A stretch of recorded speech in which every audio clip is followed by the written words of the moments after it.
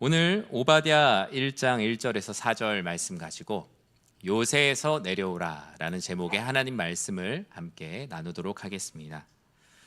사람은 누구나 내가 가진 것을 지키려고 하는 기본적이고 건강한 욕구가 있어요.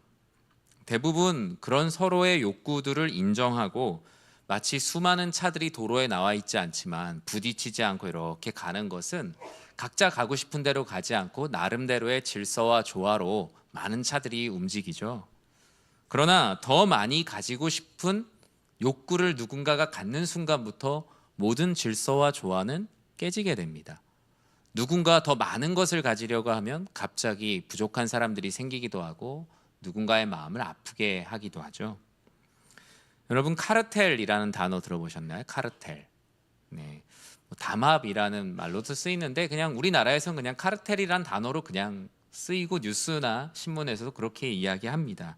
카르텔이라는 건 어떤 이윤을 극대화하기 위해서 동종의 기업들이 가격을 서로 짜거나 수량이나 거래 조건들을 불법적으로 서로 조절하는 불공정 행위를 담합 또는 카르텔이라고 해요.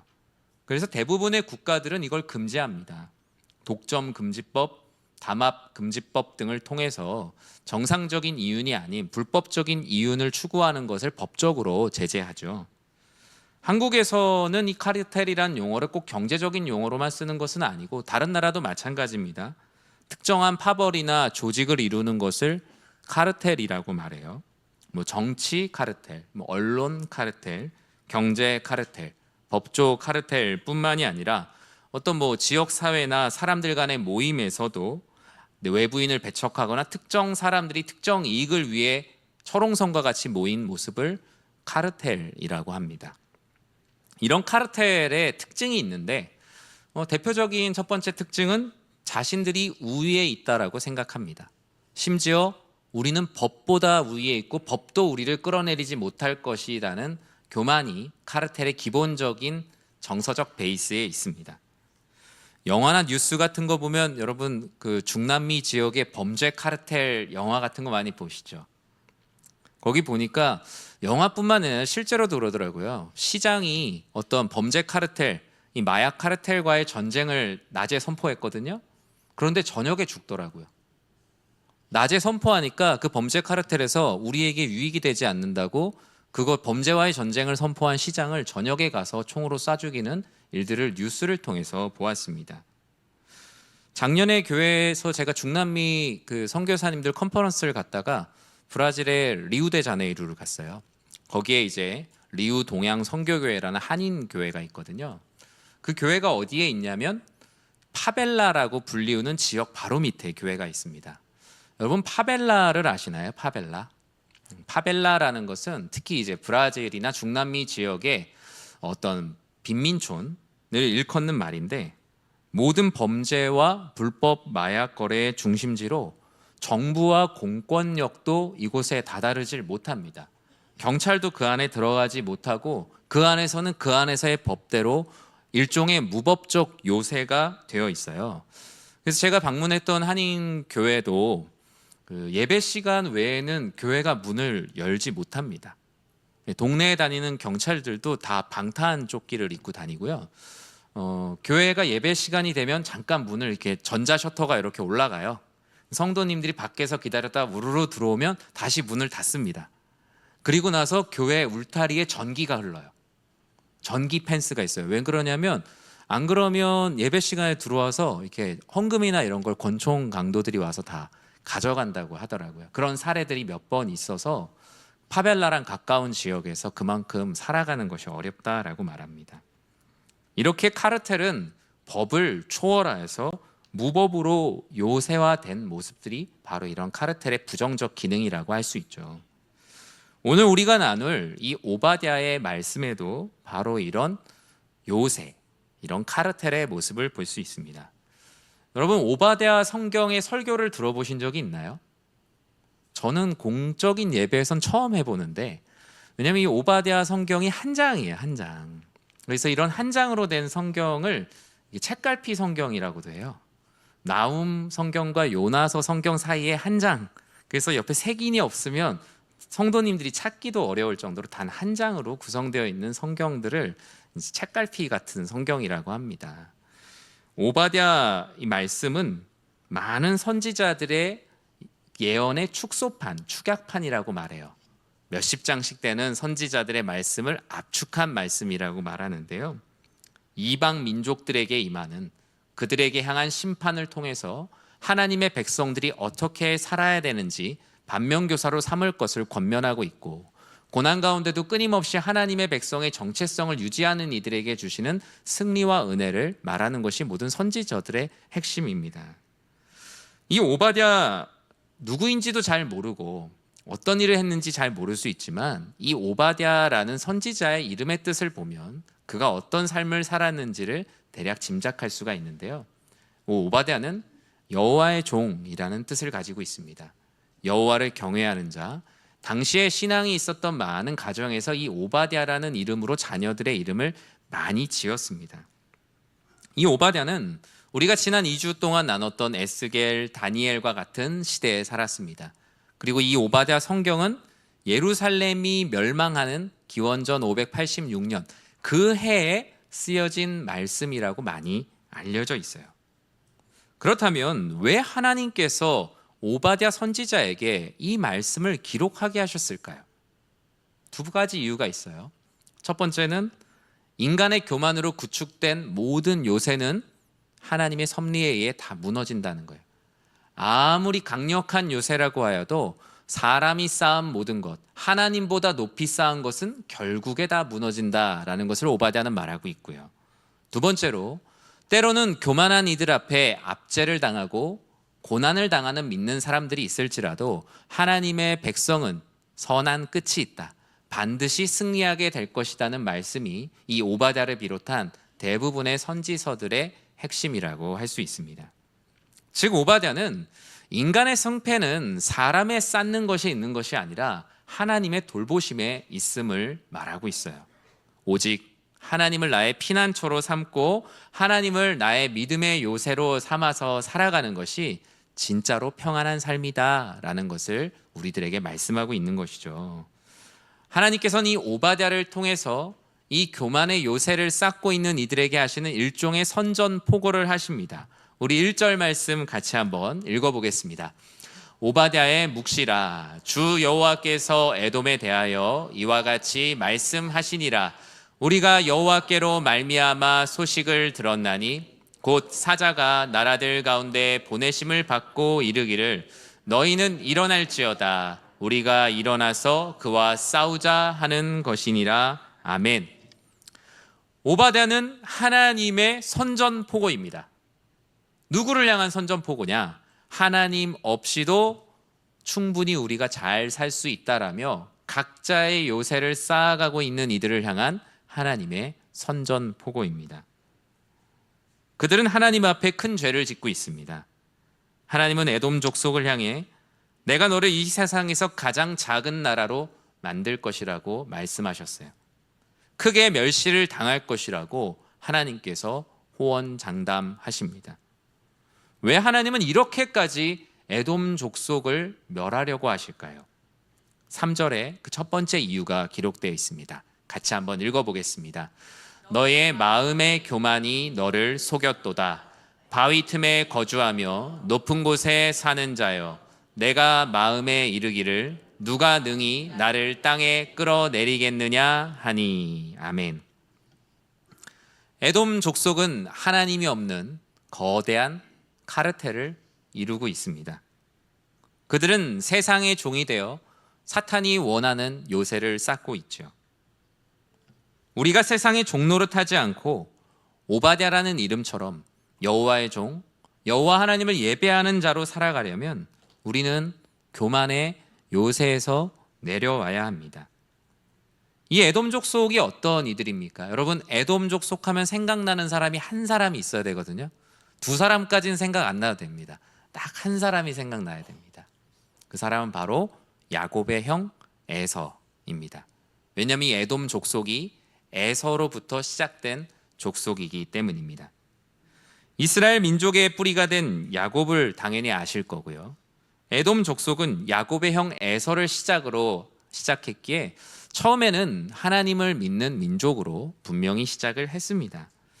처음에는 서로 따로 지냈지만 그래도 하나님이 우리의 하나님이다라는 기본적인 뿌리가 같았기에 에돔 족속은 처음에 하나님으로부터 먼 민족은 아니었습니다.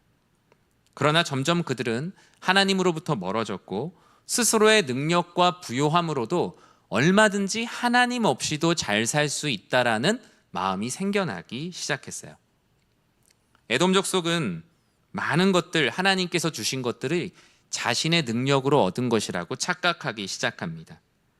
하나님이 주신 것이라고 생각하여야 할 것들을 스스로의 능력으로 부여해졌다라고 생각했어요. 그들의 마음은 이미 교만이 주인이 되어 있었고 그들의 하나님은 에돔 족속 자신들이 만들어낸 하나님으로 둔갑되어져 있었습니다. 문제는 이 교만이 일시적인 것이 아니라 점점 더 그 장벽을 높여가고 있다는 것이죠. 왜 교만의 요새는 빠르게 쌓여갈까요? 스스로 이것이 실체가 없음을 알기 때문입니다. 보거가 마치 자신의 몸을 부풀린다고 해서 그게 자신의 평상시의 몸의 크기는 아니잖아요. 자기 자신이 가장 잘 알잖아요.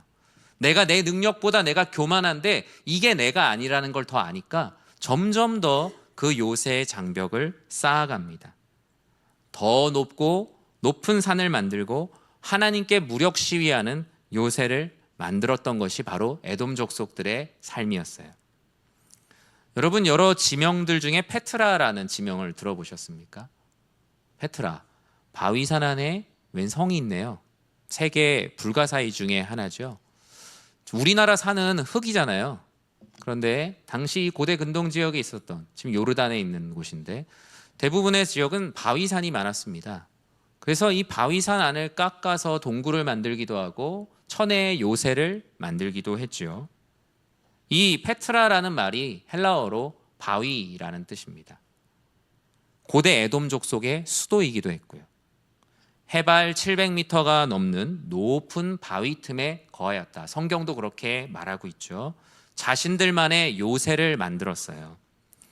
그곳에 도달하려면, 이 페트라에 도달하려면 좁은 길로 3km를 가야 하니 아무리 병력이 많아도 그 좁은 협곡에서 다 처리하면 되니까 자신들의 능력보다 에돔 족속은 자신들이 강하다라고 생각을 했습니다. 시시때때로 아래로 지나가는, 자신들의 산 아래로 지나가는 사람들을 공격하여 재물을 불려가기 시작했어요. 처음 시작과는 달리 에돔 족속은 점점 산적, 도적대가 되어가고 있습니다. 점점 많은 재산이 생기고 더 이상 하나님의 사랑도 필요가 없구나. 하나님이 우리를 보호하지 않으셔도 우리는 강한 나라이구나. 더 이상 하나님의 은혜와 같은 믿음의 요새는 필요하지 않고 이 세일산의 페트라, 이 산의 요새가 우리를 지킨다라는 교만이 그들을 엄습해 오기 시작했어요. 그들은 스스로를 독수리와 같이 생각했어요. 우리는 높이 날기 때문에 어느 누구도 우리를 떨어뜨릴 수 없으며 우리는 별들과 함께 거하는 높은 곳에 거하는 사람이라고. 그들은 창세기에 있는 또 다른 바벨탑을 쌓고 있는 삶을 살게 된 것입니다. 하나님은 이렇게 난공불락의 요새에 교만의 삶을 살아가고 있는 이들을 벌하겠다라고 약속하셨어요. 5절에 어떻게 벌하겠다고 하시는지 우리 같이 한번 읽어볼까요? 혹시 도둑이 내게 이르렀으며 강도가 밤중에 내게 이르렀을지라도 만족할 만큼 훔치면 그치지 아니하였겠느냐. 혹시 포도를 따는 자가 내게 이르렀을지라도 그것을 얼마쯤 남기지 아니하였겠느냐. 내가 어찌 그리 망하였는고. 이 말씀을 제가 이해하기 쉽도록 설명을 한번 드려볼게요. 여러분, 집에 도둑 든 적 있으세요? 도둑? 집에? 저는 어릴 때 초등학교 때 집에 도둑이 들었었는데 그때 알았어요. 아, 도둑이 부유한 집만을 터는 게 아니구나 라는 걸 알았어요. 왜냐면 저녁이 됐는데 경찰서에서 집을 왔어요. 경찰입니다 하고 밤 10시가 넘어서 온 거예요. 근데 저희 가족들이 아무도 문을 안 여는 거예요. 죄를 지은 사람도 없는데 열길 두려워하더라고요. 누가 열었는지 모르겠는데 이렇게 열었더니 경찰분이 와 계시고 초등학생이 3명이 와 있더라고요. 근데 이 아이들이 낮에 저희 집에 있는 물건을 가져갔다는 거예요. 근데 저희는 아무도 가져간 사실을 모르고 있었거든요. 근데 아이들이 가져간 게 뭐였냐면 제가 동생과 하던 오락기, 다음날 소풍을 갈 때 먹으려고 했던 김밥 재료. 제가 아직도 억울했어요. 왜냐하면 제가 안 먹었다고 얘기했는데 믿어주질 않으셨어요. 그래서 저도 이상하다, 이 재료가 어디 갔지? 했어요. 다시 이제 사와서 김밥을 쌌는데 김밥 재료를 가져갔고 저금통과 제가 성경고사 때 받은 메달을 가져갔어요. 그러니까 아이들이 볼 땐 그게 돈이 될 거라고 생각을 한 거죠. 아이들이 되게 안타까웠고 가슴이 아팠어요. 제가 이 이야기를 왜 드리느냐면 도둑이 들어와도요, 자기가 원하는 것만 가져가지 모든 걸 다 가져갈 수는 없어요. 오늘 말씀에서 하나님께서 교만의 요새에서 내려오지 못하는 이들을 어떻게 벌하시겠냐라는 말씀을 하시는데, 도둑은 다 가져가지 못한다. 그런데 교만의 요새에서 내려오지 못하는 이들은 내가 다 가져갈 거다. 하나님이 얼마나 그들을 강력하게 벌하실 것인지를 이 도둑을 통해서 비교하고 있어요. 도둑은 최소한의 것을 남겨놓는 자비가 있지만 교만한 백성들에게는 그 어떤 자비도 남아있지 않을 것이라고 오늘 본문은 우리들에게 말씀하고 있어요. 사랑하는 성도 여러분, 우리가 어찌 교만의 요새를 쌓으며 그곳에 거할 수 있겠습니까? 내가 가진 지식이 때론 나를 교만하게 하여 나의 지적인 요새를 만들 때도 있고요. 내가 가진 재물이 나를 교만하게 하여 나의 물적인 요새를 하나님보다 높이 쌓을 때가 있습니다. 오히려 나의 가난함이 나의 의로움이 되어서 그것이 나의 요새가 되기도 합니다. 성경에서 교만은 하나님의 은혜와 도움을 부인하는 최고의 죄로 간주하고 있습니다. 이스라엘 백성들의 출애굽을 방해했던 파라오도, 에스더 당시 유다 민족을 멸절시키려고 했던 총리 하만도, 성전 그릇으로 지난주 말씀처럼 술을 마시며 잔치를 벌였던 벨사살, 그들 모두의 공통점은 교만의 요새에서 내려오지 않은 자들이었다는 것이죠. 오늘 본문은 두 번째로 세상의 종노릇하지 않고 여호와의 종으로 살아가기 위해서 우리는 서로를 미워하는 미움의 요새에서 내려오라라고 말씀합니다. 오늘 오바댜는 두 가지를 말하고 있어요. 그들 에돔 족속이 멸망당하는 첫 번째 이유는 교만이고, 두 번째는 형제 사랑을 하지 않고 미워하고 그들을 방관하고 핍박한 죄. 이 두 가지 죄목으로 하나님의 말씀의 법정 앞에 하나님은 그들을 피고로 세웠습니다. 10절 말씀에 그들의 죄를 무엇이라고 말씀합니까? 우리 같이 한번 읽어볼까요?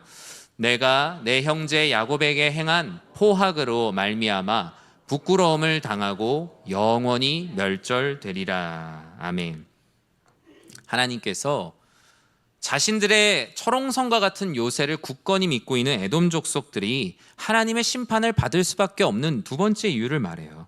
사실 에돔 족속은 죄가 있었음에도 불구하고 하나님께서 몇 번 용서해 주신 역사가 있어요. 그럼에도 불구하고 에돔 족속에게는 하나님께 죄를 지은 이력이 되게 많아요. 유다 백성들이 광야로 갈 때 형제인 나라를 돕지 않았고, 지금 이 오바댜가 언제 쓰여졌다고 말했죠? 유다 백성들이 멸망하던 그때 쓰여졌다고 말했어요. 그들의 멸망을 방관하였고 돕지 않고 오히려 그들을 조롱합니다. 공동 번역본으로 12절에서 14절까지 보면 이렇게 기록되어 있어요. 동기, 유다를 동기라고 말합니다.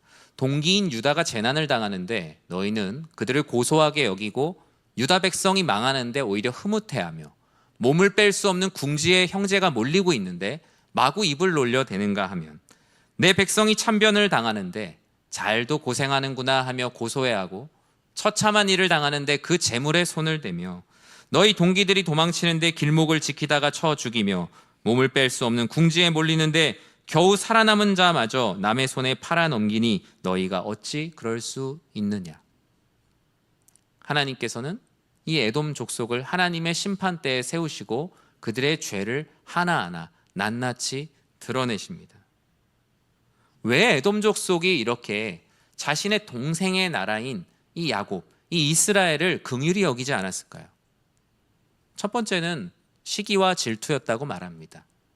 그들이 형의 나라인데 동생의 나라가 하나님 나라 안에서 승승장구하고 왕정 시대를 열어가는 모든 것들에 시기와 질투가 많았다라고 말합니다. 그래서 오히려 이스라엘의 재난을 기뻐하고 잘 되지 않은 것을 고소하게 여기며 흐뭇해하고 마구 입을 놀려대며 오늘 말씀처럼 잘도 고생하는구나, 내가 너 그럴 줄 알았다라며 하나님께서 그들의 입을 멸하시겠다고 약속하셨어요. 하나님은 이런 미움의 요새를 무너뜨리는 한 방을 15절에 다음과 같이 말씀하시는데요. 여호와께서 만국을 벌할 날이 가까웠나니 내가 행한 대로 너도 받을 것인즉 내가 행한 것이 내 머리로 돌아갈 것이다 라고 말씀하십니다. 정말 무서운 말씀이죠. 사실 저도 주일날 성도님들에게 말씀을 전하는데 성경의 순서대로 선지서의 말씀을 쭉 전하다 보면 인간적인 마음에서는 되게 마음이 무거운 마음이 있어요. 주일날 이렇게 예배드리러 한 주마다 오시는 성도님들에게 그냥 다 잘 될 겁니다, 좋은 일이 있을 겁니다, 따뜻한 말을 전하고 싶기도 하지만 하나님의 말씀은 따뜻한 말씀만 있는 것이 아니라 기본적으로 찔림이에요. 하나님의 말씀의 설교의 본질이 찔림이거든요. 오늘 말씀은 우리의 폐부를 그렇게 찌릅니다. 너는 나보다 더 높은 교만의 요새를 쌓고 있진 않느냐. 너는 여전히 하나님과 이웃을 사랑하지 않고 너의 마음 가운데 있는 미움의 요새를 쌓아가고 있진 않느냐. 저는 오늘 말씀을 준비하면서 그런 생각을 하게 됐어요.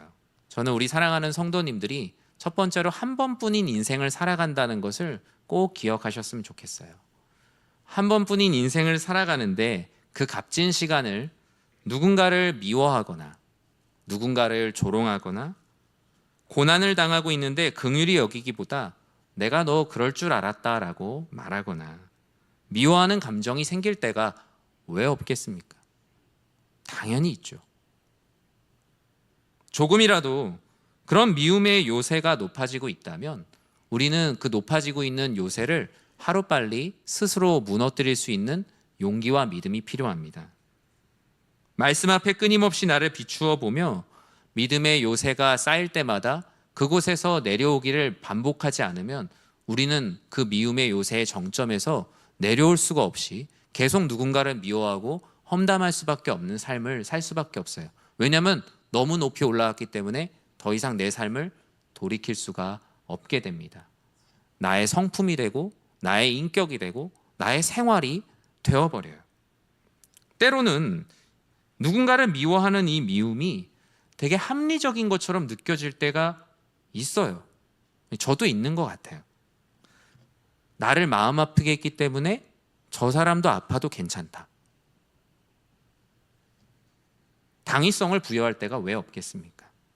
그러나 하나님은 언제나 공연히 칼을 쥔 자가 되지 말라라고 로마서에서도 말씀합니다. 심지어 나에게 칼을 든 사람에게도 너희는 공연히 칼을 쥔 자가 되지 말고 하나님께 기도하며 하나님께 긍휼을 구하라고요. 사람의 최선과 해결은 절대로 미움 안엔 없습니다. 성경에선 누군가를 미워함을 통하여서 하나님께 영광 올려드린 사례가 단 한 건도 없습니다. 오히려 그 미움 가운데도 주여 그들은 그들의 죄를 알지 못합니다 라고 말했던 곳에 구원이 있었고 생명이 있었어요. 사람의 최선과 해결은 미움에 있는 것이 아니라 오직 사랑에 있음을 이 오바댜서는 말씀하고 있어요. 지금 오바댜서에서 말하고 있는 에돔 족속에게 없는 것은 바로 이 사랑인 거예요. 그 사랑 없음이 교만과 누군가를 향한 미움으로 드러나 버린 것이죠. 하나님은 이 오바댜 말씀을 통해서 미움으로 승리하는 것이 아니라 사랑으로 대할 때 너희는 교만의 요새와 미움의 요새를 무너뜨리는 자가 된다. 결국 너희는 주 안에서 승리하게 될 것이다 라고 하나님을 믿는 하나님의 백성들에게 이 에돔 족속의 심판을 통해서 말씀하시는 것입니다. 17절과 18절에 결국 하나님의 뜻대로 교만의 압제 가운데도 신실한 삶을 살아가는 이들에게 다음과 같은 은혜를 약속하셨어요. 우리 17, 18절 말씀 같이 한번 읽어볼까요? 오직 시온 산에서 피할 자가 있으리니 그 산이 거룩할 것이요 야곱 족속은 자기 기업을 누릴 것이며 야곱 족속은 불이 될 것이며 요셉 족속은 불꽃이 될 것이요 에서 족속은 지푸라기가 될 것이라. 그들이 그들 위에 불어서 그들을 불사를 것인즉 에서 족속에 남은 자가 없으리니 여호와께서 말씀하셨음이라. 아멘. 고난과 압제 속에서도 교만의 요새를 쌓지 않으며 미움의 요새를 쌓지 않고 때로는 나 홀로 있는 것 같지만 하나님 앞에 신실하게 살아가는 하나님의 백성들의 선한 끝이 이와 같다라고 말합니다. 너희는 결국 시온산에서 모든 풍파를 피하게 될 것이다. 그 산이 거룩하여져서 너희를 보호할 것이며 야곱 족속은 결국 내가 너희에게 주는 너희의 기업을 누리게 될 것이니 이 땅의 교만과 미움으로 인해 압제받는다고 하여도 결코 슬퍼하거나 노여워하지 말아라. 그것이 바로 하나님께서 오바댜와 에돔 족속의 심판을 통해서 믿는 자들에게 주시는 하나님의 구원과 은혜의 약속입니다. 말씀을 맺습니다. 누구나 하나님처럼 쌓는 요새가 있습니다. 성경은 말합니다.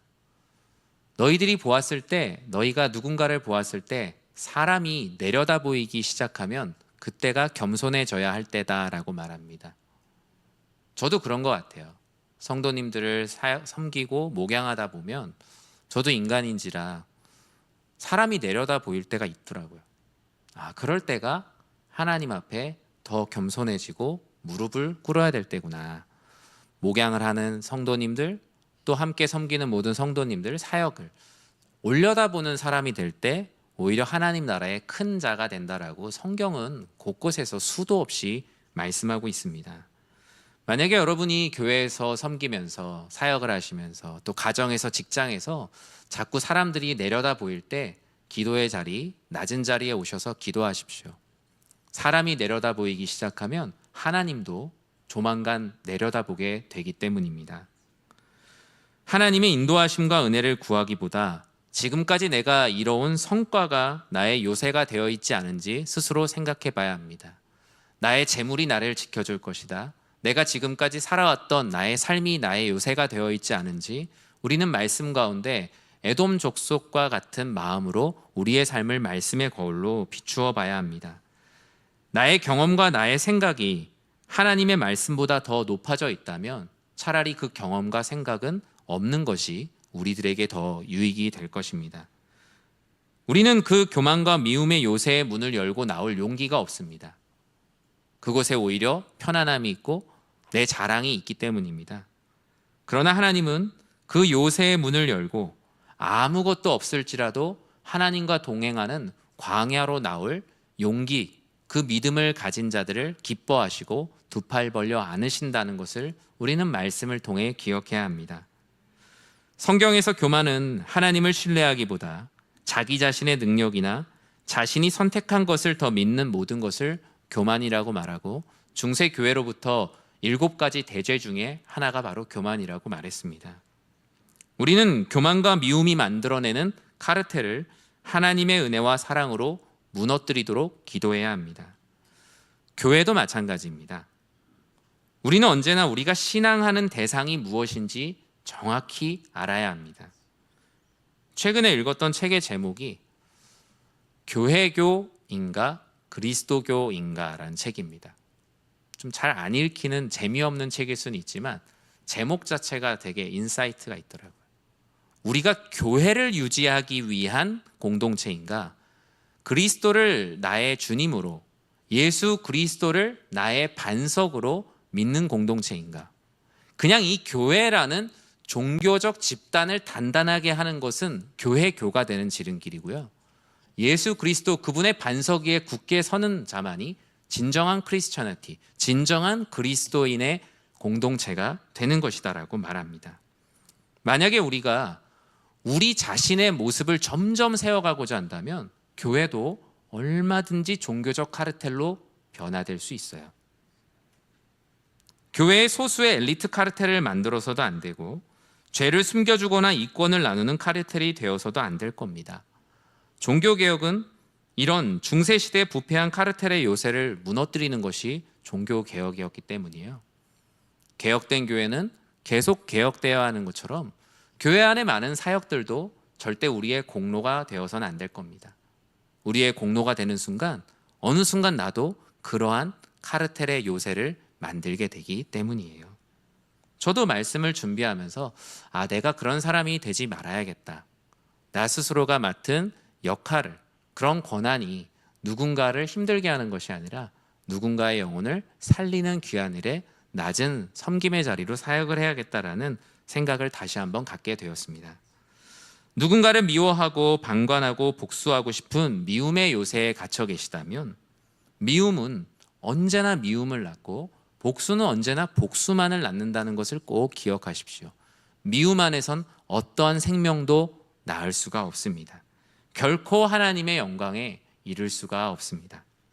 미움의 요새에서 여러분 빠져나오는 순간 비로소 우리를 옥죄이던 모든 긴장감과 압박으로부터 우리는 평안함을 얻게 됩니다. 다윗이 노래했던 요새는 이 에돔 족속이 구축하고자 했던 요새와 전혀 다른 요새였어요. 높은 바위 틈도 아니었지만 남들이 볼 때 물리적으로 안전한 곳도 아니었지만 다윗은 하나님과 함께함이 나의 요새, 나의 산성이라고 고백했습니다. 우리 마지막으로 시편 18편 2절의 말씀을 나의 신앙의 고백이라 생각하고 함께 읽고 말씀을 마치겠습니다. 여호와는 나의 반석이시요 나의 요새시요 나를 건지시는 이시요 나의 하나님이시요 내가 그 안에 피할 나의 바위시요 나의 방패시요 나의 구원의 뿌리시요 나의 산성이시로다. 아멘. 기도하겠습니다.